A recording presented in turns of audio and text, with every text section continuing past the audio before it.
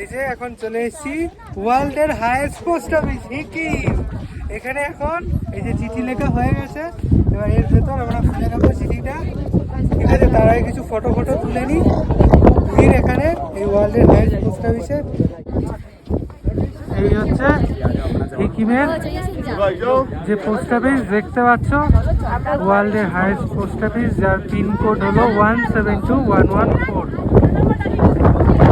একদম দেখতে পাচ্ছ এই স্পিতি ভ্যালি পাহাড়ের মাঝখানে যে হিকিম গ্রাম, এই যে নিচে হিকিম গ্রাম, এই হিকিম গ্রামের মধ্যেই কিন্তু এই ওয়ার্ল্ডের হাইয়েস্ট পোস্ট